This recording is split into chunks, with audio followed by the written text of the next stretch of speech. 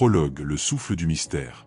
Il existe un savoir ancien, dissimulé non pas dans des bibliothèques oubliées ou des temples en ruine, mais dans le souffle même qui traverse ton corps à chaque instant. Là où la science moderne s'arrête, incapable de mesurer l'ineffable, commence le territoire du sacré, cet espace invisible où le souffle devient un langage secret, une onde silencieuse reliant l'humain à l'infini. Ce prologue n'est pas un simple prélude, c'est une porte. Une fracture dans le tissu de la réalité ordinaire par laquelle tu t'apprêtes à glisser. Ferme les yeux, même quelques secondes, et écoute, pas avec les oreilles, mais avec cette part de toi qui n'a ni nom, ni forme. Il y a quelque chose en toi qui a toujours su que la respiration n'était pas une fonction mécanique, mais un rite, une technologie sacrée, un code vivant. Depuis les confins de l'Himalaya où les yogis suspendaient leur souffle jusqu'aux prêtres égyptiens qui traçaient dans la pierre les secrets du souffle vital, chaque tradition initiatique savait que respirer, en conscience, c'était invoquer le divin. Non pas un dieu extérieur, mais une étincelle cosmique nichée au creux de la poitrine. Tu n'es pas ici par hasard. Ta présence devant ces mots est une réponse à un appel silencieux que ton âme a entendu bien avant que ta conscience s'éveille. Ce texte n'est pas un enseignement, c'est une réactivation. Une onde de mémoire qui parcourt ton être, réveillant d'anciens pactes, ravivant de vieux feux. Tout ce que tu as oublié dort en toi, intact. Chaque inspiration est un fil d'or qui relie ton corps physique à une trame plus vaste, cosmique, éternelle. Chaque expiration est une offrande à l'univers, une dissolution de l'ego, un retour à la source. Les écoles initiatiques les plus anciennes gardaient jalousement les secrets du souffle non parce qu'ils étaient dangereux, mais parce qu'ils étaient puissants, capables de remodeler le destin, de guérir la chair, d'ouvrir des portes entre les mondes. Et voici que ces secrets reviennent à toi. Non sous forme de dogme ou de croyance, mais sous la forme la plus pure, une expérience directe, un frisson dans la colonne, une larme qui n'est sans raison, un feu intérieur qui ne brûle pas, mais éclaire. Te souviens-tu de ce moment où, enfant, tu sentais que le monde avait un sens caché, que tout était relié par une force invisible? Ce pressentiment n'était pas une illusion, c'était une vérité que l'on t'a appris à oublier. Maintenant, cette vérité revient. Plus qu'un souffle, c'est un chant, une vibration, une clé. Et si ce que tu appelles « toi » n'était qu'une infime expression d'un être beaucoup plus vaste, un fragment d'étoile projeté dans un corps pour explorer les dimensions de la matière? Et si, à travers le souffle, tu pouvais retrouver le chemin de cette vastitude, redevenir le temple vivant du mystère originel? Tu n'as pas à croire, tu n'as qu'à ressentir. L'activation commence dès maintenant. En lisant ces lignes, une fréquence se déploie. Elle résonne dans les os de ton corps, dans l'espace entre tes cellules, dans les plis invisibles de ton ADN spirituel. Elle parle la langue que tu connaissais avant de parler. Elle évoque des images enfouies dans les archives akashiques de ton être. Tu n'es pas brisé. Tu n'as jamais été séparé.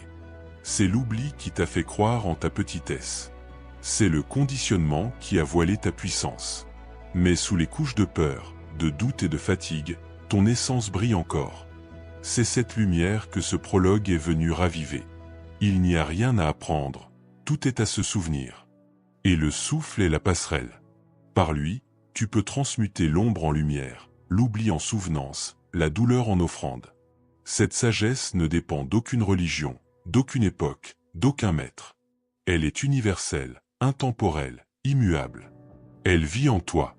Et si tu sens en ce moment une chaleur dans ta poitrine, une vibration dans ton ventre ou une envie irrépressible de pleurer sans savoir pourquoi, ne résiste pas, ce sont les signes de la reconnexion. Car ce n'est pas un simple texte que tu lis, c'est un miroir, une prière codée, un talisman qui t'attendait. Si ces mots ont touché quelque chose d'ancien et de sacré en toi, alors honore ce moment. Offre un geste de reconnaissance en laissant un like à cette transmission, comme un écho vibratoire à l'appel de ton âme. Et si tu ressens que ce chemin résonne profondément avec ta destinée, rejoins notre cercle sacré en t'abonnant à cette chaîne. C'est grâce à ton soutien que nous pouvons continuer à dévoiler ces enseignements oubliés, et ainsi raviver, souffle après souffle, la mémoire sacrée du divin en chaque être humain. Chapitre 1, le premier souffle. Permettez-moi de vous ramener à cet instant sacré dont vous ne vous souvenez plus consciemment, mais que votre âme n'a jamais oublié. Ce fut votre première trahison involontaire envers vous-même, votre première séparation d'avec le divin, l'instant où votre esprit infini accepta d'habiter un corps fini et commença à respirer avec ses poumons plutôt qu'avec l'éternité. Avant votre naissance, vous ne respiriez pas d'air. Vous respiriez la vie pure par le cordon ombilical de votre mère, dans une danse parfaite où il n'y avait aucune différence entre donner et recevoir, entre inspirer et expirer. Vous ne faisiez qu'un avec tout ce qui existait. Votre oxygène venait directement du cosmos, filtré par l'amour de celle qui vous portait en son sein. Il n'y avait aucun effort, aucune séparation, aucune peur de manquer d'air, vous étiez simplement, et la vie coulait en vous comme un fleuve éternel. Mais ce moment inévitable arriva. Les muscles de votre utérus commencèrent à se contracter, vous propulsant vers un monde que vous ne connaissiez pas. Ton petit corps, qui jusque-là flottait à la température idéale du liquide amniotique, commença à ressentir la pression, la constriction, le premier avant-goût de ce que serait l'expérience humaine, la résistance. Et là, dans ce tunnel obscur qui te menait vers la lumière, tu vécus ton premier traumatisme. Non pas parce que quelque chose n'allait pas, mais parce que la perfection touchait à sa fin. Lorsque vous avez enfin émergé et que le cordon ombilical a été sectionné, votre système nerveux a subi le plus grand choc de son existence. Pour la première fois de votre existence, vous étiez complètement seul. Il n'y avait plus de source extérieure pour vous nourrir de vie. Vous deviez respirer par vous-même ou mourir. Et alors, c'est arrivé. Vous avez pris votre première inspiration, ce cri désespéré que les médecins célèbrent comme un signe de vie, mais qui est en réalité le premier cri de séparation de l'âme humaine. Ce premier souffle n'était pas seulement l'entrée d'oxygène dans vos poumons, c'était le moment où votre conscience infinie acceptait les limites d'un corps, où votre esprit éternel commençait à compter les battements d'un cœur mortel. Et c'est à ce moment-là que vous avez oublié que vous étiez bien plus que ce petit corps en pleurs. Dans les Écritures sacrées, il est dit que Dieu a insufflé dans les narines de l'homme le souffle de vie, et que l'homme est devenu une âme vivante. Mais cette vérité s'est perdue dans le traumatisme de la naissance. Le docteur Stanislav Grof, pionnier de l'étude de la conscience, a découvert que nombre de nos schémas émotionnels les plus profonds se forment dès les premiers instants de la vie. Ce premier souffle marque le début de ce qu'il appelle les matrices périnatales fondamentales, les empreintes émotionnelles qui déterminent notre respiration, notre relation à la vie et notre perception de notre place dans le monde. Gabor Maté nous rappelle que le traumatisme n'est pas ce qui nous arrive, mais ce qui se produit en nous à la suite de ce qui nous arrive. Et je vous dis que le premier traumatisme universel est l'oubli. Oubliez qu'avant de respirer l'air, vous respiriez l'esprit. Oubliez qu'avant d'avoir des poumons, votre âme tout entière était un organe de respiration cosmique. Mais c'est là que réside le secret que les traditions chamaniques gardent depuis des millénaires. Ce premier souffle peut être mémorisé, guéri, transformé. Votre respiration actuelle n'a pas à perpétuer le schéma de séparation et de peur établi au moment de votre naissance. Vous pouvez réapprendre à respirer comme avant votre naissance, dans l'unité, dans la confiance absolue que la vie vous soutient. Fermez les yeux un instant et portez votre attention sur votre respiration actuelle. Vous pouvez percevoir qu'il y a quelque chose en elle qui s'accroche, qui s'emballe, qui ne fait pas entièrement confiance. C'est le souvenir de ce premier jour où tu étais seul avec tes poumons. Mais tu n'es pas seul, tu ne l'as jamais été. Le même souffle que tu respires maintenant est celui de tous les êtres humains qui ont jamais existé. C'est le même souffle qui fait bouger les feuilles des arbres, qui forme les nuages, qui soutient les étoiles dans leur danse. Lorsque vous apprenez à respirer consciemment, lorsque vous vous souvenez que chaque inspiration est un retour aux sources et que chaque expiration est un acte de confiance, vous ne guérissez pas seulement votre premier souffle, mais vous ouvrez également la voie pour redécouvrir qui vous êtes vraiment au-delà des limites que vous avez acceptées à la naissance. Dans le prochain chapitre, je vous montrerai comment commencer à respirer non pas à partir de votre corps, mais à partir de votre âme, en retrouvant cette connexion perdue avec la source infinie de vie qui n'a jamais cessé d'être disponible pour vous. Chapitre 2. Respirer avec l'âme, pas avec le corps. Pendant des années, j'ai vécu comme la plupart des gens, respirant juste assez pour que mon corps fonctionne, ignorant que chaque respiration pouvait être une prière, un lien direct avec le sacré. Ce n'est que lorsque j'ai touché le fond, au cœur d'une profonde crise existentielle, que j'ai découvert que je respirais comme un mort-vivant, n'aspirant que pour survivre, et non pour être vraiment vivant. Je me souviens particulièrement de cette nuit-là. C'était l'hiver, et j'étais assis dans ma chambre, ressentant un vide qui semblait engloutir tout mon être. J'avais perdu toute notion de qui j'étais, de pourquoi j'étais là, de ce que signifiait vraiment être en vie. Dans ce désespoir, quelque chose en moi me murmurait « Respire différemment ». Je ne savais pas ce que cela signifiait, mais j'ai obéi, j'ai fermé les yeux, et au lieu de respirer avec mes poumons, j'ai imaginé respirer avec tout mon être, avec chaque cellule, avec toute mon âme. Ce qui s'est passé ensuite a changé ma vie à jamais. Non seulement l'air est entré dans mon corps, mais la vie, un but, le sentiment d'être connecté à quelque chose d'infiniment plus grand que moi. Pour la première fois depuis des années, je ne respirais pas pour maintenir un corps fonctionnel, mais plutôt mon âme respirait à travers mon corps pour se souvenir de sa vraie nature. Neville Goddard, l'un des mystiques les plus profonds du siècle dernier, l'avait parfaitement compris. Il enseignait que l'imagination est Dieu en l'homme et que chaque acte conscient de respiration et d'imagination est un acte divin de création. Respirer consciemment ne fait pas que déplacer de l'air, mais la substance même de la création. Vous insufflez des possibilités, vous insufflez la réalité, vous insufflez votre avenir au présent. Dans les enseignements bouddhistes, il existe une pratique appelée Anapanasati, qui signifie conscience de la respiration. Mais cela va bien au-delà de la simple observation de l'air qui entre et sort. C'est l'art d'utiliser la respiration comme un véhicule pour éveiller la conscience, pour se rappeler que l'on n'est pas le corps qui respire, mais la conscience qui observe la respiration. Les mystiques soufis comprenaient cela de manière encore plus poétique. Pour eux, chaque inspiration était la réception du souffle d'Allah, et chaque expiration le retournait, empli d'amour et de dévotion. Ils ne respiraient pas de l'air, ils respiraient la présence divine. Ils n'exhalaient pas du dioxyde de carbone, ils exhalaient des prières. Laissez-moi vous poser une question. Combien de vos respirations aujourd'hui étaient conscientes? Combien de fois avez-vous respiré en sachant que vous respiriez? La plupart d'entre nous respirons environ 20 000 fois par jour, et nous sommes à peine conscients d'une ou deux de ces respirations. Nous ratons 20 000 occasions quotidiennes de nous connecter au sacré. 20 000 moments de transformation que nous laissons passer en mode automatique. Votre corps respire pour survivre, mais votre âme respire pour se reconnecter. Lorsque votre corps contrôle votre respiration, vous respirez rapidement lorsque vous avez peur, faiblement lorsque vous êtes stressé, et vous retenez votre souffle lorsque vous êtes tendu. C'est une respiration réactive, une respiration qui réagit aux circonstances extérieures. Mais lorsque votre âme prend le contrôle de votre respiration, quelque chose de magique se produit. Votre respiration devient l'outil qui transforme les circonstances. J'ai appris qu'il existe 3 niveaux de respiration. Le premier est la respiration automatique contrôlée par le système nerveux autonome. Elle est fonctionnelle, elle vous maintient en vie, mais ne vous donne pas le sentiment d'être vraiment vivant. Le deuxième niveau est la respiration consciente, où votre esprit prend délibérément le contrôle de votre respiration. Processus. C'est déjà transformateur, mais encore limité par des schémas mentaux. Il existe un troisième niveau, le plus profond et le plus puissant, la respiration de l'âme. À ce niveau, ce n'est pas vous qui respirez, c'est la vie elle-même qui vous traverse. Il n'y a aucun effort, aucun contrôle, aucune technique, seulement un abandon total au rythme naturel de votre essence profonde. C'est comme si vous retrouviez le rythme d'avant la naissance, lorsqu'il n'y avait aucune séparation entre vous et la source de toute vie. Pour accéder à cette respiration de l'âme, nul besoin de techniques de pranayama complexes ni d'années de méditation. Il suffit d'un moment d'honnêteté avec soi-même.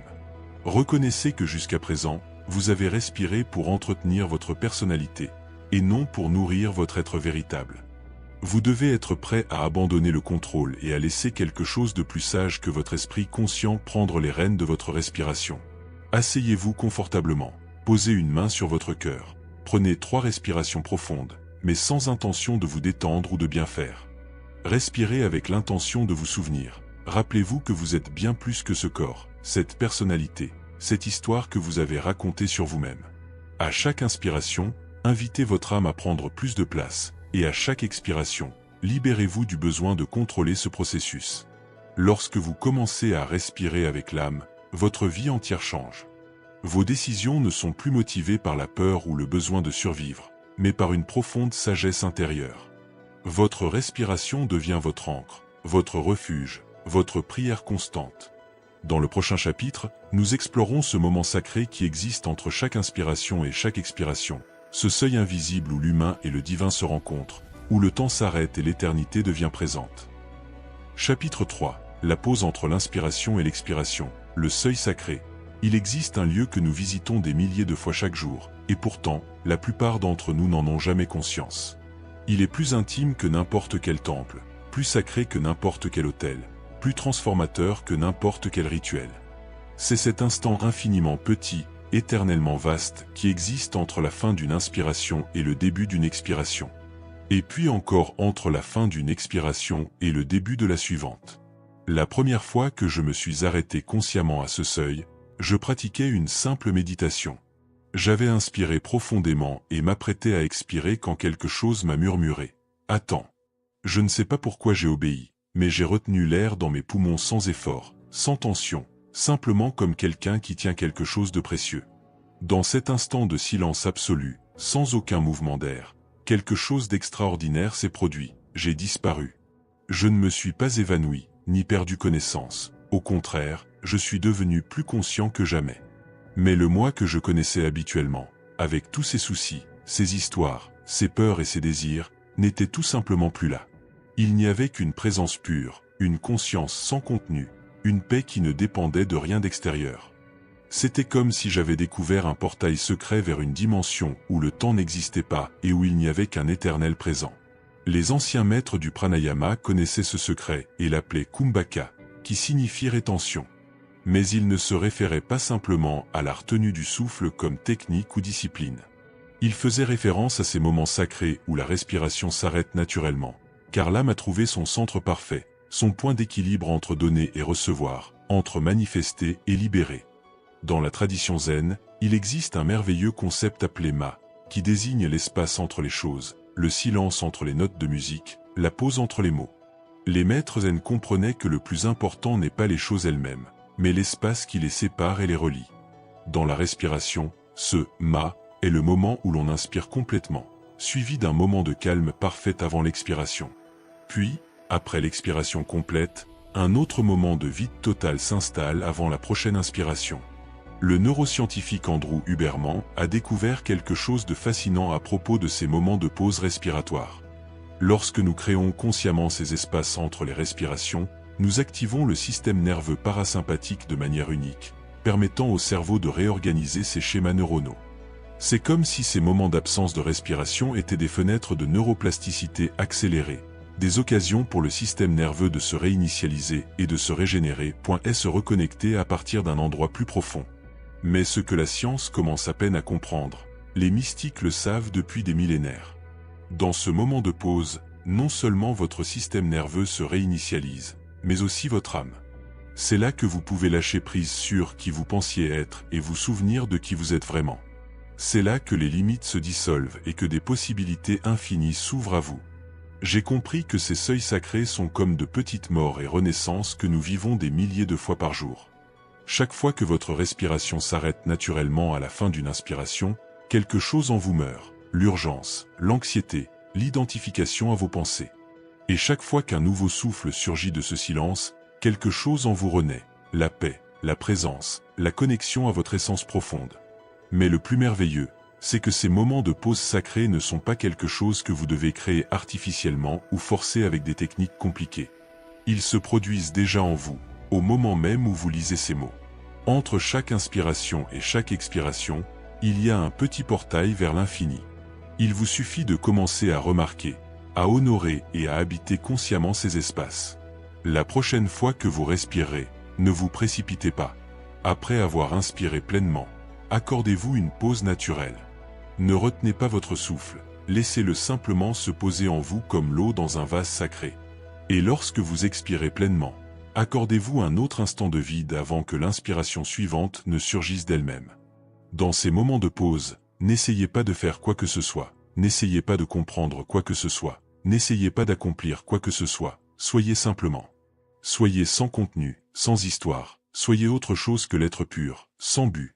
Et c'est là que vous rencontrez cette part de vous-même qui n'est jamais née et ne mourra jamais, cette part de vous-même qui précède votre premier souffle et qui continuera d'exister après votre dernier. Les mystiques ont appelé ce lieu de multiples façons, le vide fertile, le silence sonore, l'obscurité lumineuse. Je l'appelle le seuil sacré, car c'est précisément cela, le lieu où votre humanité et votre divinité se rencontrent, où le temporel rejoint l'éternel, où vous et Dieu respirez ensemble en parfaite unité.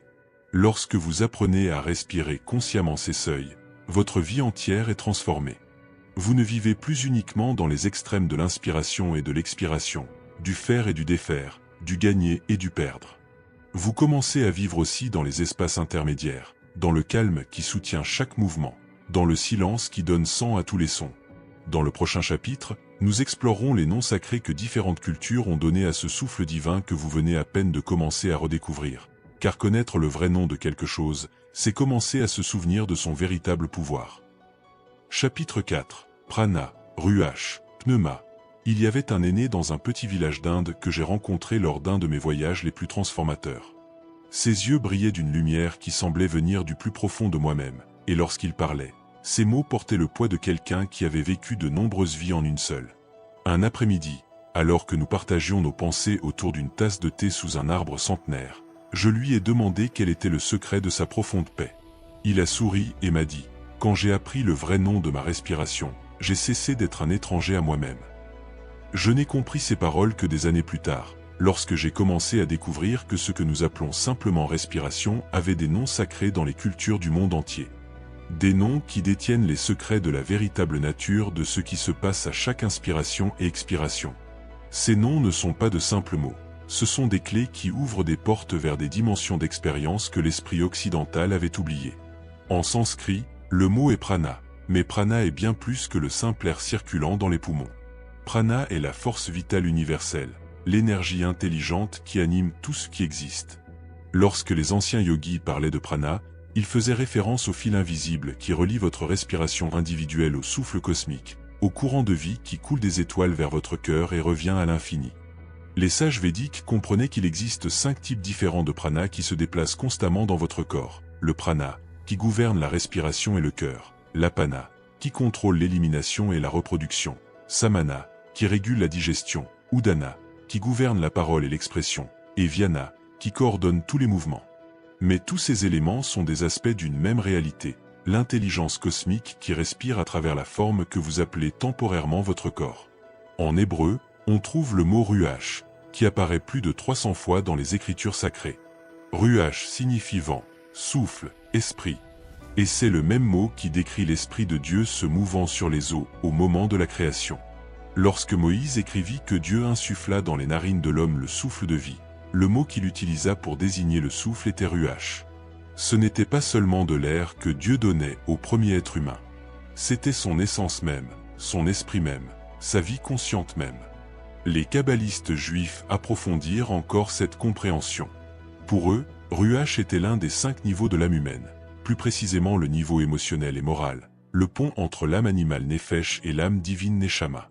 Ils ont compris que lorsque vous respirez consciemment, vous n'oxygénez pas seulement votre sang, vous nourrissez les niveaux les plus subtils de votre être, permettant à votre âme de s'étendre au-delà des limites de la personnalité. Les Grecs anciens avaient leur propre mot sacré, pneuma, qui signifie à la fois souffle et esprit. Pour les philosophes grecs, pneuma était le principe actif du cosmos, l'intelligence divine qui imprègne et anime toute matière. Les stoïciens croyaient que pneuma était littéralement le corps de Dieu, la substance divine qui se manifeste par le souffle chez les humains et par les vents dans la nature. L'apôtre Paul, à la fois juif et grec, a brillamment utilisé cette compréhension lorsqu'il a écrit sur le pneuma agion, le Saint-Esprit. Pour lui, chaque respiration consciente était l'occasion d'inspirer la présence divine et d'expirer tout ce qui n'était pas amour. Ce n'était pas une métaphore, c'était une pratique littérale de communion avec le sacré. Mais voici ce qui me fascine le plus, il ne s'agit pas seulement d'idées philosophiques anciennes, ce sont des cartes précises d'une réalité que vous pouvez expérimenter dès maintenant. Lorsque vous commencez à respirer en connaissant le véritable nom de votre souffle, quelque chose change dans la qualité de l'expérience. Ce n'est plus seulement l'air qui se déplace mécaniquement, c'est le prana qui éveille votre force vitale, c'est le ruach qui vous relie à la source de toute vie, c'est le pneuma qui vous emplit d'intelligence cosmique. Les hermétistes l'avaient parfaitement compris. Dans leurs textes sacrés, ils parlaient du souffle d'Hermès, celui qui transmute le dense en subtil, le mortel en immortel. Pour eux, chaque inspiration consciente était un acte d'alchimie interne, transformant la matière brute de l'expérience ordinaire en or de la conscience éveillée. Il y a quelques années, lors d'une pratique de respiration profonde, j'ai ressenti directement la véritable signification de ces noms sacrés. Je ne respirais pas comme moi-même, mais comme le prana respirant à travers la forme que j'appelle mon corps. Soudain, j'ai senti que la même énergie qui mouvait mon diaphragme était la même qui agitait les vagues de l'océan, faisait tourner les planètes, illuminait les étoiles. Ce n'était pas une sensation, c'était une connaissance directe, un souvenir de ma véritable identité cosmique. À cet instant, J'ai compris pourquoi les traditions sacrées gardaient si précieusement ces noms. Ce ne sont pas de simples concepts à comprendre intellectuellement. Ce sont des portes vers des états de conscience où la séparation entre le souffle et celui qui respire disparaît, où vous et le cosmos ne faites plus qu'un. Lorsque vous respirez aujourd'hui, ne dites pas simplement « j'inspire de l'air ». Dites « le prana s'éveille en moi » ou « ruach m'emplit de vie divine » ou encore « pneuma active mon intelligence cosmique ». Laissez ces noms sacrés résonner dans votre conscience pendant que vous respirez. Il ne s'agit pas de répéter des mots, mais d'invoquer les réalités que ces noms représentent. Car lorsque vous connaissez le véritable nom de votre souffle, lorsque vous comprenez que chaque inspiration est l'univers tout entier qui pénètre en vous et que chaque expiration est votre essence individuelle qui fusionne à nouveau avec l'infini, votre vie cesse d'être une existence séparée et devient une danse consciente avec la force créatrice du cosmos. Dans le chapitre suivant, nous explorerons comment cette compréhension sacrée de la respiration peut vous libérer des schémas de peur et de jugement qui ont emprisonné votre système nerveux en mode survie. Car lorsque vous respirez comme le cosmos, la peur n'a plus aucun point d'ancrage. Chapitre 5. Comment la respiration brise la peur et le jugement. Pendant des années, j'ai porté en moi une respiration qui n'était pas la mienne. C'était celle de ma grand-mère, qui avait vécu la guerre et ne s'était jamais complètement libérée de cette expérience. C'était celle de mon père, qui avait grandi dans la pauvreté et dont la poitrine se contractait automatiquement à la perspective de la perte. C'était celle de générations de femmes de ma lignée qui avaient appris à retenir leur souffle pour ne pas prendre trop de place, pour ne pas déranger, pour ne pas être vues. Je respirais avec le système nerveux de toute ma lignée, portant dans mes poumons des traumatismes qui n'étaient pas les miens, des peurs héritées comme on hérite de la couleur de ses yeux ou de la forme de ses mains.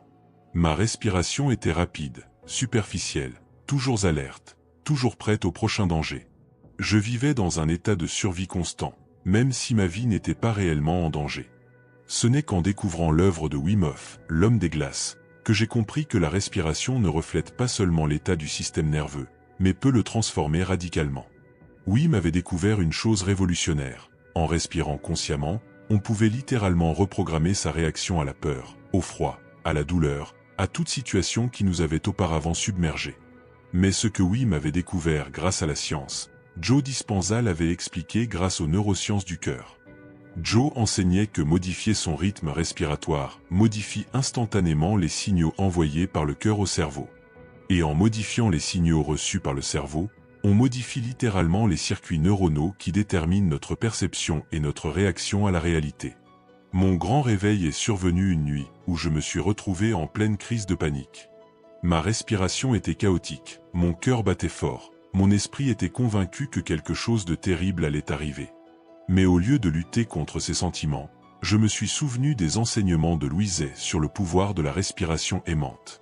Au lieu de juger ma peur, j'ai commencé à respirer en elle. À chaque inspiration, au lieu de m'envahir d'anxiété, je me suis empli de compassion pour la part de moi qui souffrait. À chaque expiration, au lieu d'essayer d'expulser la peur, je l'ai accueilli comme un enfant effrayé qui avait simplement besoin de réconfort.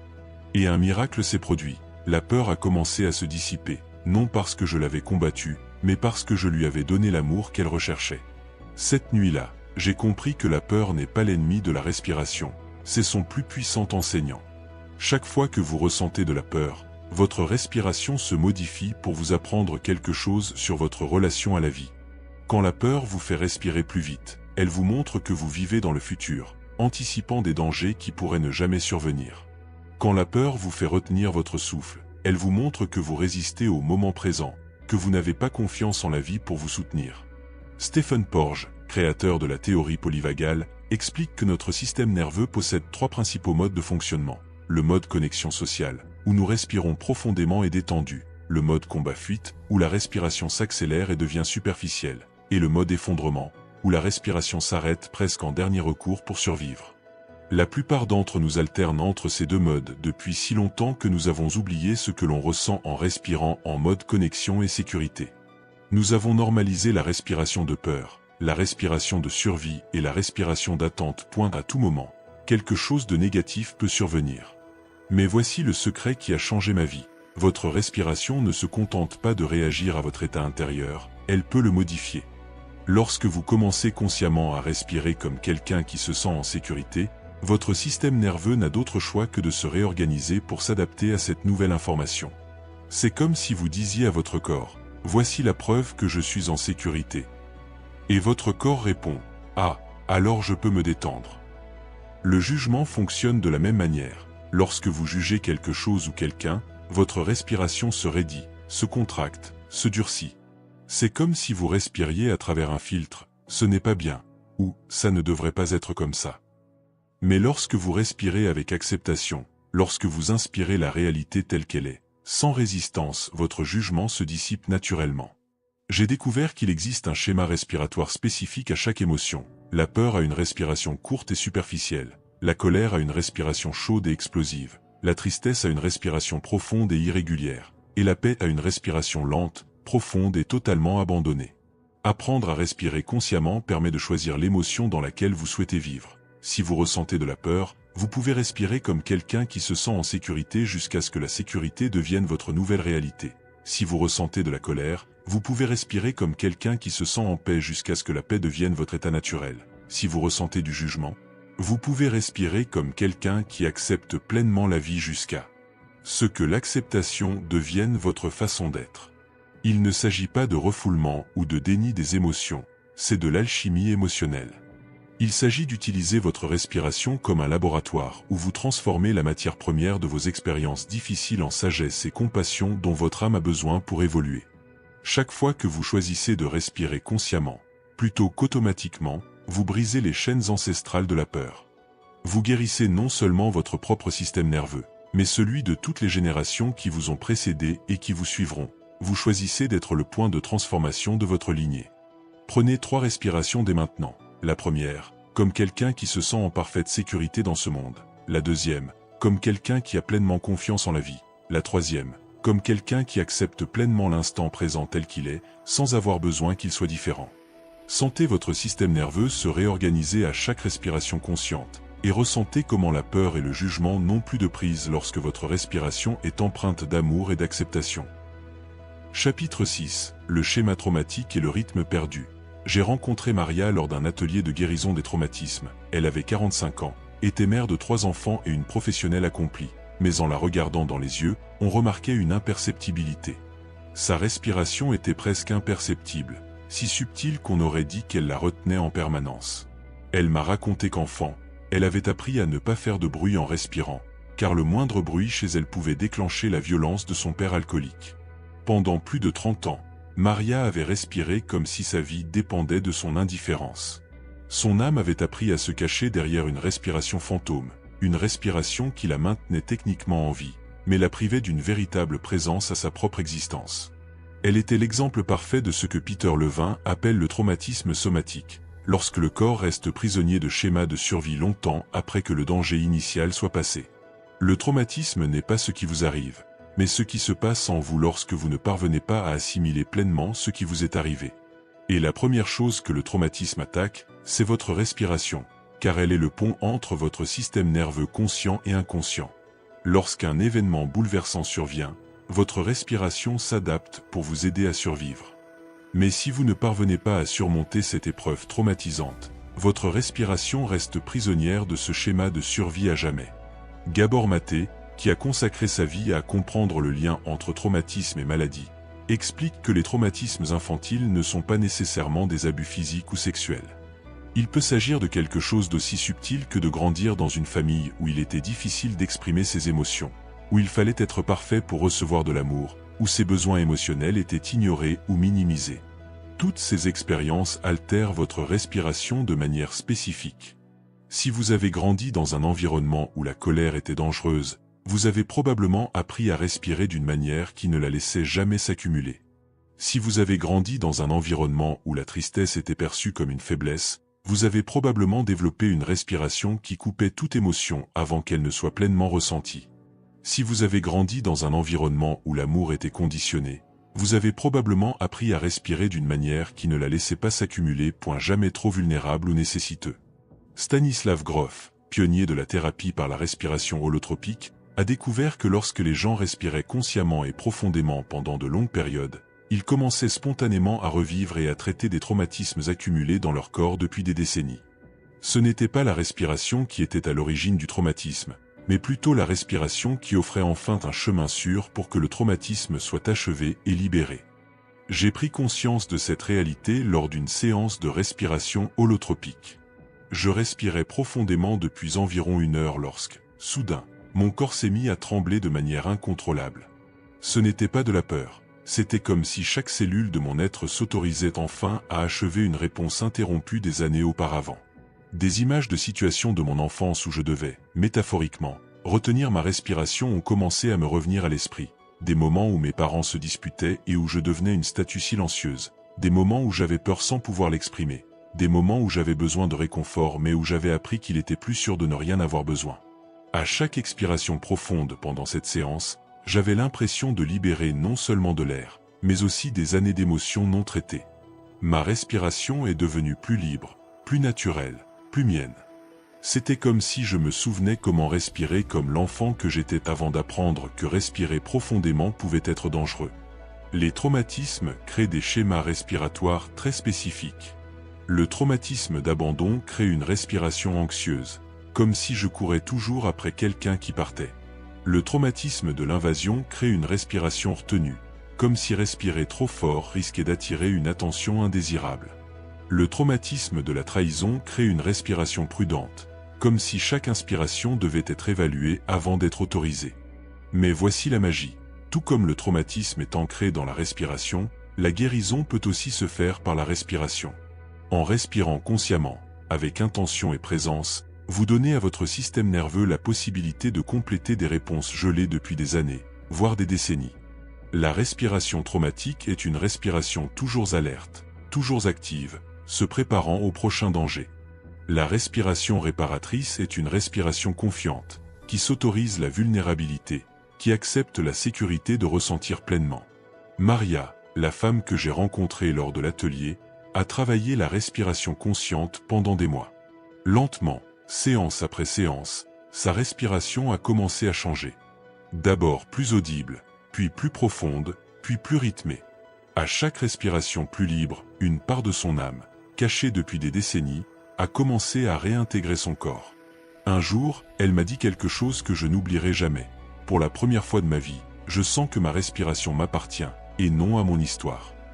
Elle avait retrouvé son rythme originel, celui qu'elle avait avant que le traumatisme ne lui apprenne que respirer pleinement était dangereux. Le rythme perdu dont je parle n'est pas seulement un schéma respiratoire. C'est le rythme naturel de votre âme lorsqu'elle ne se défend pas. C'est la respiration que vous aviez à la naissance, avant d'apprendre que le monde pouvait être dangereux. C'est la respiration que vous avez lorsque vous êtes profondément amoureux, lorsque vous vous sentez en sécurité, lorsque vous faites entièrement confiance à la vie. Retrouver ce rythme ne nécessite pas de revivre votre traumatisme ni de comprendre intellectuellement tout ce qui vous est arrivé. Il vous suffit d'autoriser votre respiration à être différente, une invitation à explorer des schémas que votre système nerveux jugeait trop dangereux.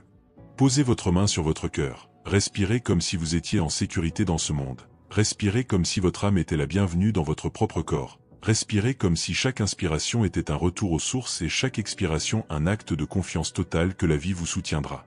Si vous ressentez une résistance, si vous ressentez de la peur, si vous sentez que quelque chose en vous ne veut pas respirer aussi librement, honorez ces sensations, ne les forcez pas, invitez-les simplement doucement à se détendre, en leur rappelant que ce danger originel est déjà passé, que vous n'êtes plus ce garçon ou cette fille qui avait besoin de se protéger en respirant de manière invisible.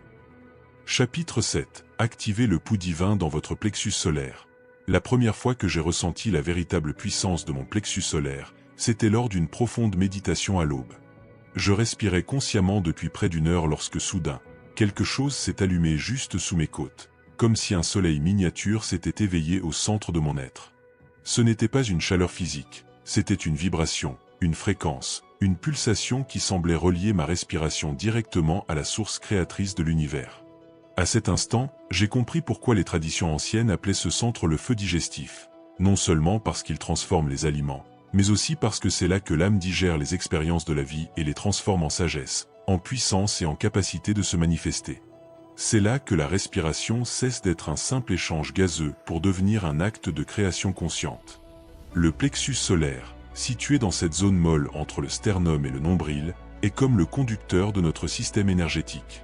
En respirant consciemment vers ce centre, vous n'oxygénez pas seulement vos organes abdominaux, vous nourrissez ce que les hindous appellent Manipura, le chakra du feu personnel, le centre où votre volonté individuelle rencontre la volonté divine.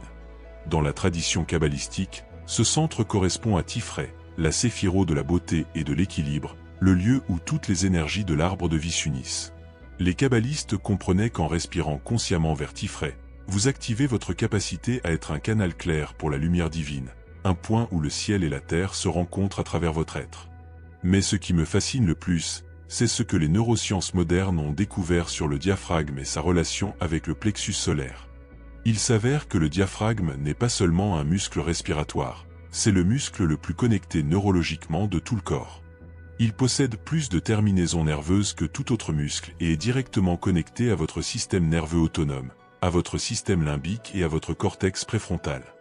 Lorsque vous respirez profondément dans votre plexus solaire, vous massez littéralement votre nerf vague, le nerf de la compassion et de la connexion. Vous activez votre système nerveux parasympathique, l'état où votre corps peut guérir, créer et se manifester. Mais plus encore, vous réveillez ce que j'appelle le pouls divin dans votre système nerveux. Ce pouls est cette sensation d'expansion et de contraction rythmique que vous ressentez lorsque vous respirez consciemment en votre centre. C'est comme si votre diaphragme devenait le cœur de votre âme, pompant non pas du sang, mais de la conscience, non pas de l'oxygène, mais des possibilités, non pas de l'air, mais l'essence divine dans chaque cellule de votre être. Je me souviens d'une élève nommée Elena, venue à l'un de mes ateliers, souffrant d'une profonde dépression depuis des années. Elle m'a confié avoir ressenti comme un trou noir dans son estomac, un vide que rien ne pouvait combler. Pendant la séance, je l'ai guidée à respirer spécifiquement dans ce vide, non pas pour le remplir d'une source extérieure, mais pour réveiller la lumière qui y sommeillait déjà. Après 20 minutes de respiration consciente dans son plexus solaire, Elena s'est mise à pleurer, mais ce n'étaient pas des larmes de tristesse, c'étaient des larmes de reconnaissance. Elle m'a dit « J'ai l'impression d'avoir trouvé l'interrupteur de mon âme ». Elle avait activé cette fréquence dorée qui attendait d'être éveillée depuis des années. Le plexus solaire est votre centre de pouvoir personnel. Il ne s'agit pas du pouvoir de dominer ou de contrôler, mais du pouvoir de créer par amour, de manifester par intégrité, d'influencer par authenticité. Lorsque ce centre est activé par la respiration consciente, nul besoin de forcer les choses. Il suffit d'insuffler son intention dans la réalité, et la réalité répond. Dans les arts martiaux internes comme le tai chi et le qigong, ce centre est appelé le dantian, le champ d'élixir, le lieu où l'énergie vitale est stockée et cultivée. Les maîtres enseignent qu'apprendre à respirer dans son dantian permet de reconstituer son réservoir de shikan, la force vitale que les Chinois considèrent depuis des millénaires comme la base de toute santé, créativité et puissance spirituelle. Mais activer le plexus solaire n'est pas seulement une pratique ésotérique, c'est une nécessité pratique pour quiconque souhaite vivre de l'intérieur. Votre propre pouvoir authentique, plutôt que votre réactivité. Lorsque ce centre est faible ou bloqué, vous vivez de vos émotions réactives, de vos blessures non cicatrisées, de vos schémas inconscients. Lorsqu'il est activé et équilibré, vous vivez de votre centre, de votre clarté, de votre connexion à votre but profond. J'ai remarqué que les personnes qui respirent consciemment dans leur plexus solaire développent ce que j'appelle le magnétisme spirituel. Il ne s'agit pas de charisme superficiel ni de manipulation, c'est une qualité de présence qui attire naturellement les circonstances, les personnes et les opportunités qui correspondent à leur but le plus élevé. Pour activer votre pulsation divine dans votre plexus solaire, placez vos mains juste en dessous de vos côtes, dans cette zone douce entre votre cœur et votre nombril. Respirez lentement, en dirigeant consciemment votre souffle vers cet espace. Imaginez qu'à chaque inspiration, vous allumez un feu doré en ce centre. Non pas un feu brûlant, mais un feu qui illumine, réchauffe et transforme. À chaque expiration, laissez cette lumière dorée se diffuser de votre plexus solaire à tout votre corps, telles des vagues de puissance créatrice éveillant chaque cellule. Ne forcez rien, invitez simplement cette lumière à se souvenir de sa propre nature rayonnante.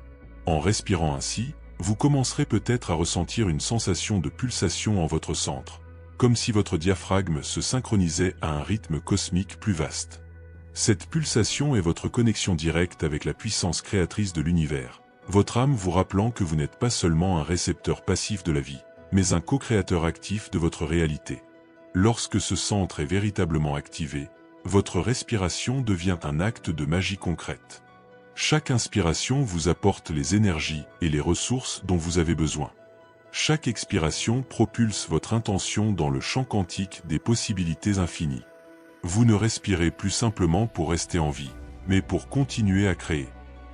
Chapitre 8. Expirez le passé et inspirez la mémoire divine.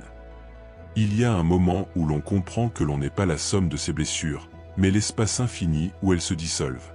Ce moment vient avec la respiration consciente, où l'on comprend enfin que chaque expiration est une mort volontaire et chaque inspiration une renaissance délibérée. Un soir, j'étais assise face à l'océan, écoutant les vagues refluer et refluer avec cette sagesse ancestrale que seule l'eau connaît. Chaque vague qui s'approchait du rivage apportait avec elle des histoires de fonds marins, des sédiments du temps, des souvenirs de tempête et de calme. Et chaque vague qui se retirait apportait avec elle des fragments de plage, des grains de sable qui ne seraient plus jamais les mêmes. C'est ainsi que nous respirons, mon âme. C'est ainsi que nous vivons et mourons à chaque cycle respiratoire. Louiset disait que nos pensées créent notre réalité, mais il y avait quelque chose de plus profond qu'elle pressentait intuitivement et qu'elle osait rarement révéler pleinement. La respiration est le moyen le plus direct de réécrire non seulement nos pensées, mais l'information même que nous portons dans nos cellules. Chaque fois que vous expirez consciemment, vous envoyez un signal à tout votre être. Il est temps de lâcher prise, de vous libérer de ce qui ne vous sert plus. Mais c'est là que réside le secret que connaissaient les anciens et que la science moderne commence à peine à nous murmurer. Nous ne libérons pas seulement de l'air en expirant, nous libérons notre identité, nous libérons la version de nous-mêmes que nous pensions être. Chaque expiration consciente est une petite mort de l'ego, une opportunité de se libérer des fils invisibles qui nous enchaînent à des schémas hérités, à des souffrances que nous avons adoptées, à des limites qui n'ont jamais existé. Greg Braden a exploré la façon dont notre ADN réagit aux émotions et aux intentions conscientes. Mais il y a quelque chose de plus profond encore. Notre ADN réagit à la qualité de notre respiration. Lorsque vous expirez avec l'intention de libérer, vous envoyez une information spécifique à chaque cellule de votre corps. C'est comme si vous leur disiez « Nous n'avons plus besoin de porter ce fardeau, nous ne sommes plus cette version de nous-mêmes ». L'expiration consciente est un acte de pardon radical. Vous ne pardonnez pas seulement aux autres, vous vous pardonnez à vous-même de vous croire inférieur à ce que vous êtes réellement. Chaque fois que vous lâchez prise, vous libérez la version limitée de vous-même que vous avez construite pour survivre. Adaptez-vous pour ne pas ressentir de douleur. Libérez-vous du besoin d'être parfait, d'être fort, d'être ce que les autres attendent de vous. Mais c'est en inspirant, chère âme, c'est en inspirant que la véritable magie opère. Car lorsque vous inspirez consciemment, vous ne vous contentez pas d'inspirer, vous vous imprégnez d'une nouvelle vie, de nouvelles informations, de nouvelles possibilités. Vous inspirez la mémoire divine de qui vous êtes vraiment, cette essence qui existait avant que vous appreniez à avoir peur, avant que vous ne vous croyiez séparés, avant que vous n'oubliez votre nature lumineuse. Les anciens le savaient, ils savaient qu'inspirer vous connecte à la source primordiale, à cette intelligence cosmique qui sait exactement qui vous êtes, au-delà de vos histoires. Inspirer intentionnellement, c'est télécharger des informations directement de la source. C'est comme se connecter à une base de données cosmique où est stockée la vérité de votre être. J'ai vu des gens se transformer complètement, simplement en changeant leur façon de respirer. Ce n'est pas qu'ils modifient immédiatement leur environnement extérieur, mais plutôt qu'ils modifient les informations qu'ils portent en eux, modifiant le programme interne qui détermine leur interprétation de la réalité, leur relation à eux-mêmes, leur façon d'accepter d'être aimé et d'aimer. Chaque fois que vous pratiquez cette respiration consciente, vous réécrivez votre histoire cellulaire, effaçant les codes de survie dont vous n'avez plus besoin et activant les codes de prospérité, d'amour et de créativité qui ont toujours dormi là, attendant que vous vous en souveniez. La prochaine fois que vous respirez, faites-le avec cette conscience. Vous détenez entre vos mains, ou plutôt, dans vos poumons, le pouvoir de vous réécrire complètement. Expirez tout ce que vous n'êtes plus et inspirez tout ce que vous avez toujours été. Expirez la version de vous-même qui porte le poids du passé et inspirez la version de vous-même qui est libre, lumineuse, infinie. Et lorsque vous sentirez cette pratique devenir naturelle, lorsque vous n'aurez plus besoin de vous en souvenir, mais qu'elle se fera tout simplement, alors vous serez prêt à découvrir comment la respiration et l'imagination peuvent s'associer pour créer des réalités entièrement nouvelles. Car ce qui vient maintenant, c'est apprendre à respirer non seulement avec vos poumons, mais avec votre cœur, et à imaginer non seulement avec votre esprit, mais avec tout votre être. Chapitre 9. Respiration et visualisation. Alchimie intérieure. Dans le laboratoire secret qui est en vous, où l'alchimiste que vous êtes véritablement œuvre en silence, deux éléments primordiaux se rencontrent, le souffle qui donne vie et l'imagination qui la façonne. Lorsqu'ils s'unissent consciemment, vous ne transformez pas seulement votre réalité, vous la créez à partir de rien. Je me souviens de la première fois où j'ai expérimenté cette alchimie intérieure. Je traversais une de ces périodes sombres où tout semblait stagner, où la vie semblait une répétition infinie des mêmes schémas. J'avais lu des articles sur la visualisation, pratiqué des techniques de respiration, mais je les avais séparés, comme s'il s'agissait d'instruments distincts plutôt que des éléments complémentaires d'une même grande symphonie. C'est un après-midi, en regardant un forgeron travailler le métal incandescent, que j'ai compris la vérité. Le souffle est feu, l'imagination est métal, et votre cœur est l'enclume où se forge la nouvelle réalité. Sans le feu du souffle conscient, l'imagination reste froide, informe. Sans le métal de l'imagination, le souffle se dissipe sans rien créer de durable.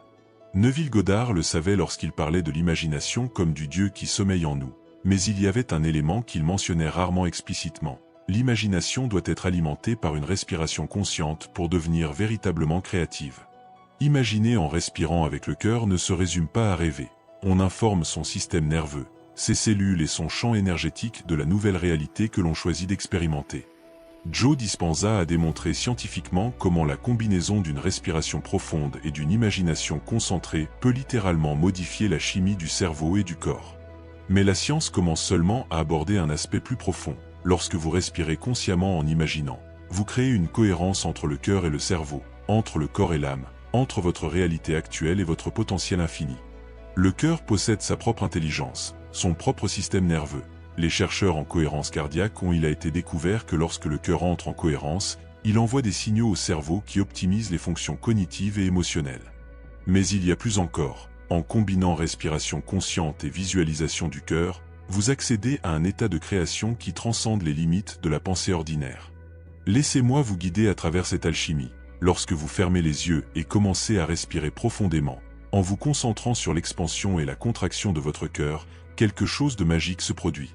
Votre esprit ordinaire, toujours calculateur et plein de doutes, s'apaise. Dans ce silence, votre imagination devient plus vive, plus réelle, plus puissante.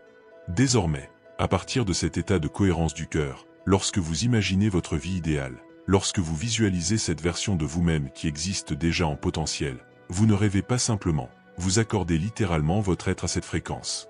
Vous calibrez votre système énergétique pour reconnaître et attirer cette réalité. La respiration consciente agit comme un pont entre le monde des possibles et celui des manifestations physiques. Chaque inspiration apporte des informations issues de la réalité que vous imaginez. Chaque expiration libère la résistance qui vous empêche de l'expérimenter. C'est comme si vous tissiez une nouvelle réalité avec des fils de lumière, utilisant le souffle comme un métier à tisser et l'imagination comme un plan. Mais c'est là que réside le secret que peu comprennent. Vous n'imaginez pas accomplir quelque chose d'extérieur. Vous imaginez vous souvenir de qui vous êtes vraiment. Chaque visualisation consciente est un acte de reconnaissance de votre nature divine, une affirmation que vous êtes le créateur de votre expérience et non sa victime. En pratiquant cette alchimie intérieure, quelque chose de profond se transforme en vous. Vous cessez de demander à la vie d'être différente et commencez à être différent vous-même. Vous cessez d'attendre que les circonstances changent pour être heureux et commencez à générer des états de bonheur qui transforment les circonstances. La respiration vous connecte au présent, l'imagination vous connecte à un potentiel infini. Ensemble, ils créent un état de présence élargi où le miracle de la création consciente peut se produire. Ce n'est pas de la magie au sens fantastique du terme, c'est de la magie au sens le plus réel du terme. C'est le pouvoir naturel d'un être conscient se souvenant de sa capacité innée à créer avec son attention et son intention. J'ai vu des gens guérir des maladies incurables grâce à cette combinaison. J'ai vu des carrières s'épanouir, des relations s'épanouir là où n'existait auparavant que conflit, l'abondance surgir là où n'existait que pénurie. Non pas parce qu'ils ont manipulé la réalité extérieure, mais parce qu'ils se sont souvenus de leur pouvoir intérieur de créer à partir d'un état de conscience accru. Chaque fois que vous pratiquez cette alchimie, vous renforcez votre capacité à être un créateur conscient. Vous entraînez votre système nerveux à maintenir des états d'élévation. Vous apprenez à votre cœur à battre en harmonie avec vos visions les plus élevées. Vous entraînez votre esprit à servir votre âme au lieu de la limiter. Et lorsque cette pratique deviendra naturelle, Lorsque vous n'aurez plus besoin de forcer votre respiration et votre imagination à être cohérentes, alors vous serez prêt à découvrir comment cette même alchimie peut devenir un remède pour votre corps, une guérison pour chaque cellule de votre être. Chapitre 10. Respirer pour guérir le corps de l'âme. Il existe en vous une pharmacie qui ne ferme jamais, ne nécessite aucune ordonnance et n'a aucun effet secondaire. Cette pharmacie s'active à chaque respiration consciente, libérant les remèdes les plus puissants qui soient, la cohérence, l'information divine et l'amour à l'état pur. J'ai connu une femme qui luttait depuis des années contre une maladie que les médecins ne parvenaient pas à guérir complètement. Elle avait essayé tous les traitements, consulté des spécialistes et suivi des régimes stricts, mais son corps semblait prisonnier d'un déséquilibre qui résistait à toute intervention extérieure. C'est lorsqu'elle a commencé à respirer consciemment, en dirigeant son souffle vers chaque cellule de son corps avec une intention bienveillante, que quelque chose d'extraordinaire s'est produit. Bruce Lipton a révolutionné notre compréhension en démontrant que nos cellules réagissent non seulement à la chimie, mais aussi à l'information énergétique. Mais il y a quelque chose au-delà de ces découvertes. Nos cellules ne réagissent pas seulement à la chimie, ils ne réagissent qu'à nos pensées et à nos émotions. Ils réagissent directement à la qualité de notre respiration. Chaque inspiration consciente envoie des informations spécifiques à votre système biologique. Vous vous adressez directement à l'intelligence qui assure le fonctionnement de votre corps. La médecine traditionnelle chinoise le savait depuis des millénaires. Le Qi, cette énergie vitale qui circule dans nos méridiens, n'est pas seulement un concept spirituel abstrait. C'est une information réelle, une vie réelle, une véritable guérison, et elle est principalement transmise par la respiration consciente. Lorsque vous respirez, en dirigeant votre attention vers différentes parties de votre corps, vous envoyez littéralement du Qi, de la vie, des instructions d'harmonie et d'équilibre. En Qigong, chaque respiration est un acte de communication intime avec votre propre corps. Ce n'est pas seulement de l'air que vous inspirez, c'est une intention de guérison, une présence bienveillante, c'est la décision consciente de participer à votre propre guérison. Lorsque vous expirez, ce n'est pas seulement du dioxyde de carbone que vous libérez, c'est de la tension, de la toxicité, c'est tout ce que votre corps n'a plus besoin de porter. Mais c'est là que réside le secret le plus profond. La véritable guérison ne se produit pas en combattant votre corps, mais en communiquant avec lui avec amour. Votre corps n'est pas votre ennemi, il n'est pas contre vous, c'est votre compagnon le plus fidèle, votre collaborateur le plus dévoué. Il vous accompagne depuis le premier jour, il a conservé chaque souvenir, il a traité chaque émotion, il a fait battre votre cœur même lorsque votre esprit était distrait. Lorsque vous respirez consciemment, en dirigeant votre attention vers une partie de votre corps qui a besoin de guérison, vous créez un espace de dialogue bienveillant. Vous ne combattez pas la maladie, vous nourrissez la santé. Vous ne combattez pas le symptôme, vous nourrissez l'harmonie. C'est une différence radicale qui transforme complètement l'expérience de guérison. La respiration consciente agit comme un messager entre votre âme et votre corps physique. Chaque inspiration intentionnelle transmet des instructions de votre être supérieur à vos cellules. Chaque expiration consciente libère des schémas d'information qui ne contribuent plus à votre bien-être.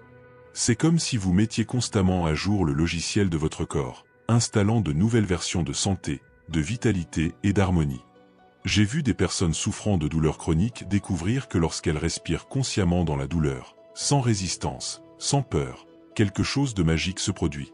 La douleur ne disparaît pas toujours immédiatement, mais la relation avec elle se transforme.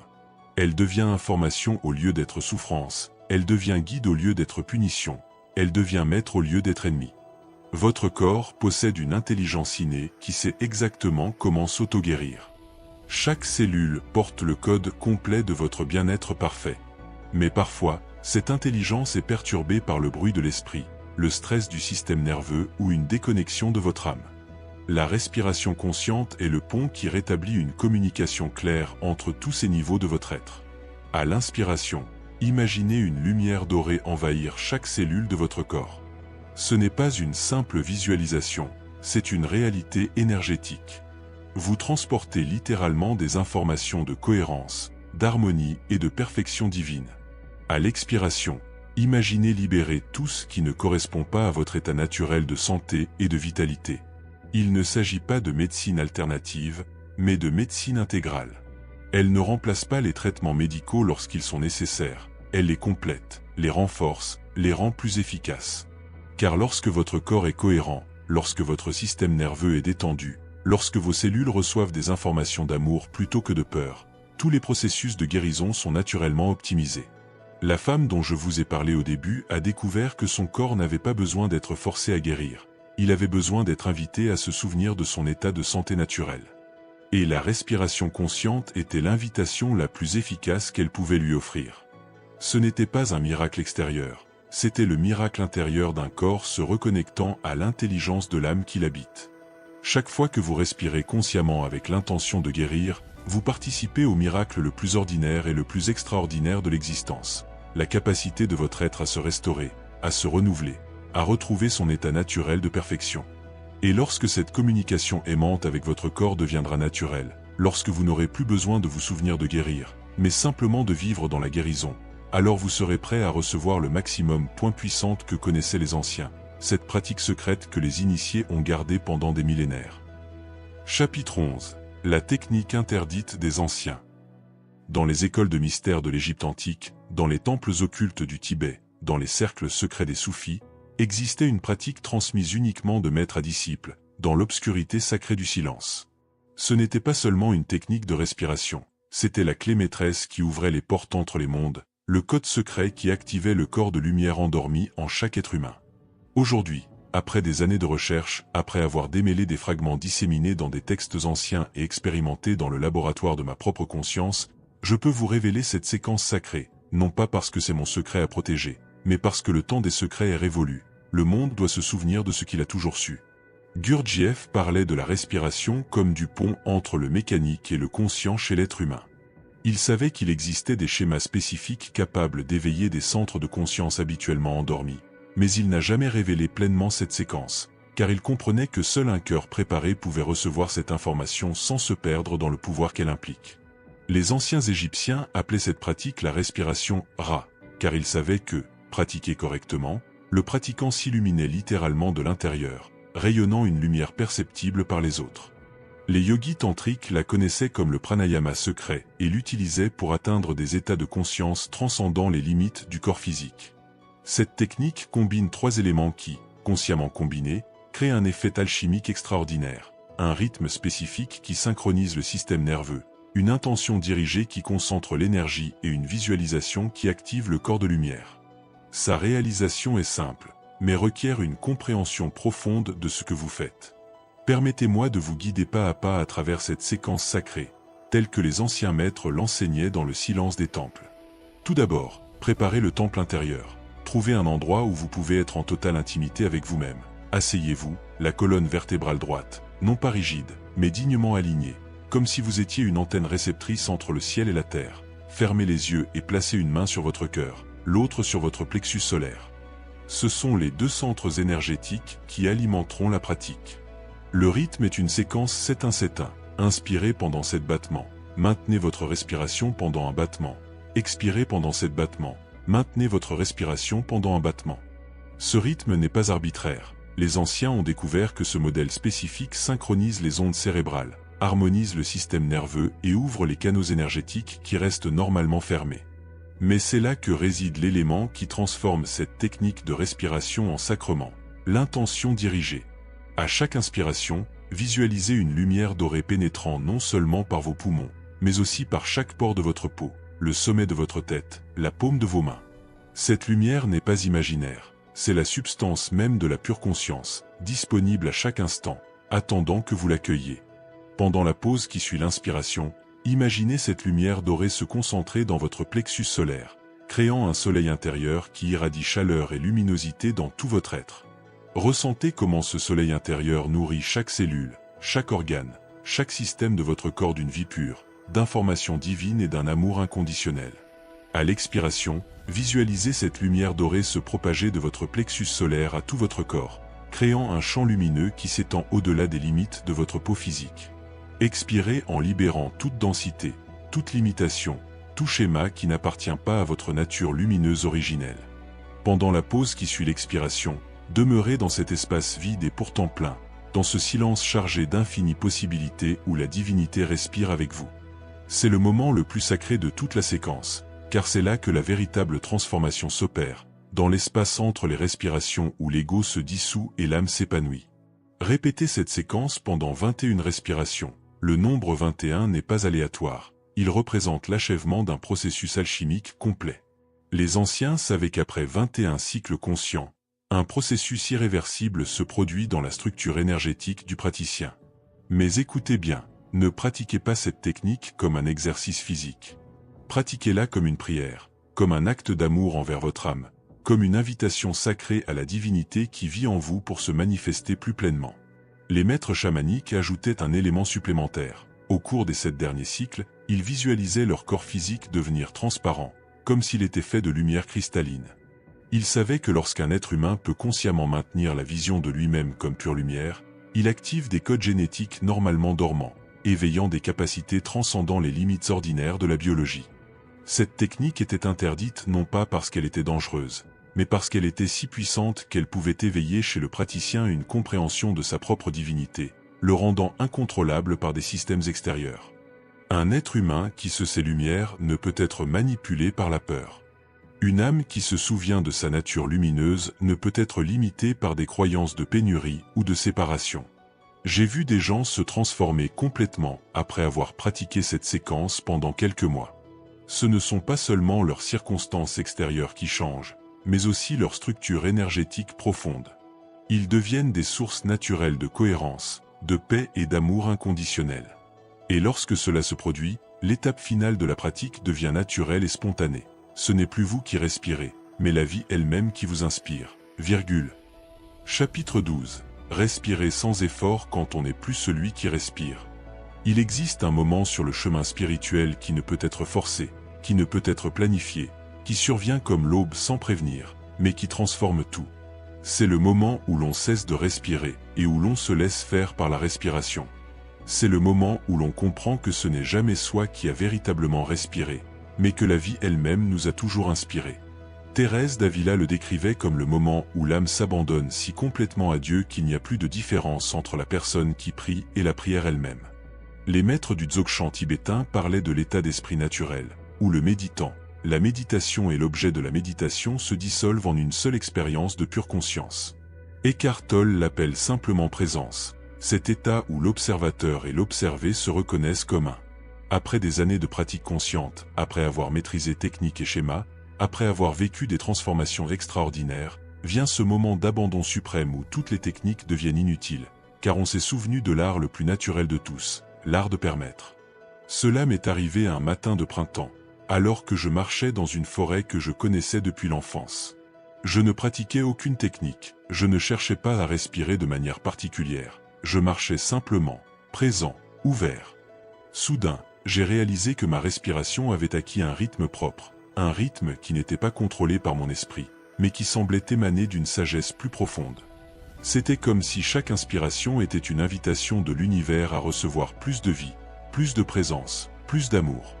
Et chaque expiration était une offrande naturelle, une façon de remercier, de partager cette vie reçue avec tout ce qui m'entourait.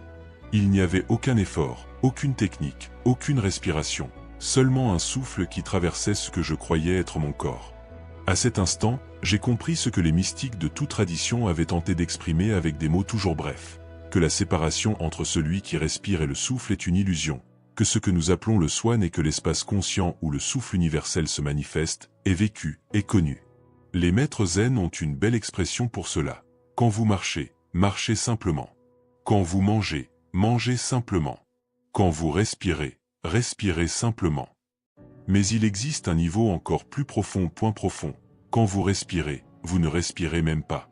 Vous êtes simplement respiré par la totalité de l'existence. Cet état ne s'obtient pas par accumulation, mais par soustraction. Vous n'ajoutez rien de nouveau, vous supprimez tout ce que vous n'êtes pas vraiment. Supprimez le contrôleur, supprimez celui qui essaie de bien faire les choses, supprimez celui qui recherche des résultats précis. Ce qui reste est ce qui a toujours été là, la conscience pure, insufflée par la vie elle-même. Lorsque vous atteignez ce point, quelque chose d'extraordinaire se produit avec votre présence au monde. Vous devenez comme un diapason accordé à la fréquence fondamentale de l'univers. D'autres ressentent la paix près de vous sans savoir pourquoi. Les animaux s'approchent de vous naturellement. Les enfants vous sourient spontanément, non pas parce que vous faites quelque chose de spécial, mais parce que vous avez cessé de faire tout ce qui est inutile. Votre respiration devient si naturelle que les gens autour de vous commencent à mieux respirer sans s'en rendre compte. Vous rayonnez de cohérence spontanément. Vous devenez ce que les anciens appelaient un guérisseur silencieux, quelqu'un qui guérit simplement en étant qui il est vraiment, sans effort, sans intention consciente de guérir. Dans cet état, vous n'avez plus besoin de temps pour méditer, car chaque instant est méditation. Vous n'avez plus besoin de technique particulière, car la technique la plus avancée n'est pas une technique du tout. Vous ne recherchez plus d'état supérieur, car vous reconnaissez que votre état naturel est l'élévation même. La respiration devient comme les battements de votre cœur, complètement automatique et pourtant infiniment consciente, comme les marées de l'océan, suivant des rythmes cosmiques indépendants de votre volonté et pourtant parfaitement intelligents, comme la croissance d'un arbre, lente et pourtant ininterrompue, obéissant aux lois naturelles qui sont l'expression de l'amour divin. Il y a des moments où vous avez l'impression de ne pas être un individu distinct respirant l'air, mais l'air lui-même, perçu à travers un corps humain. Il y a des moments où vous comprenez qu'il n'y a aucune différence entre l'oxygène de vos poumons et celui des feuilles des arbres qui vous entourent. Il y a des moments où vous savez, avec une certitude qui transcende tout doute, que vous êtes une vague temporelle dans l'océan infini de la conscience.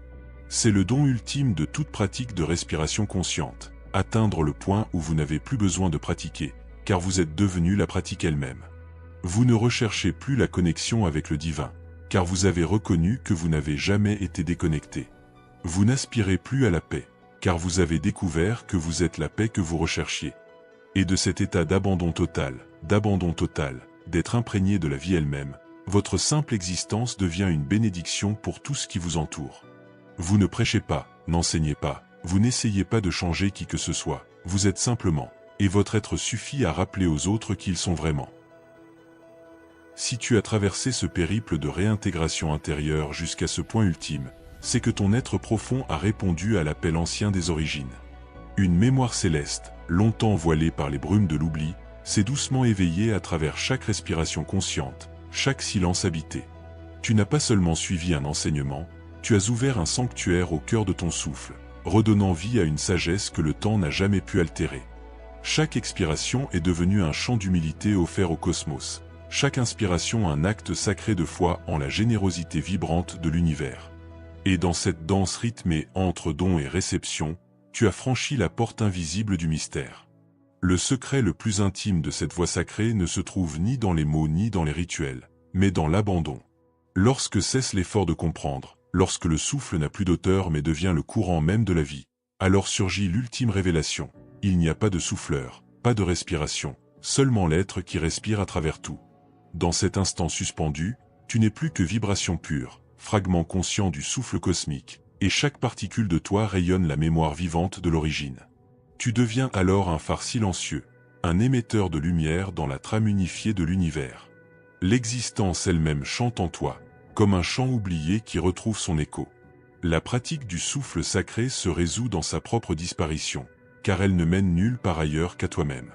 Elle te renvoie à ton essence nue, à cette félicité sans cause, à cette paix souveraine qui ne dépend de rien.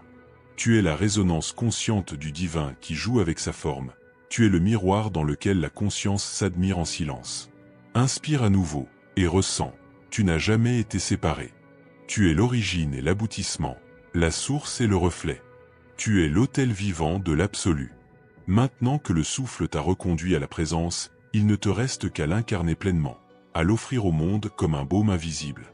Laisse cette lumière qui s'est rallumée en toi se propager, comme une onde bienfaisante, éclairant les chemins de ceux qui cherchent encore dans l'obscurité.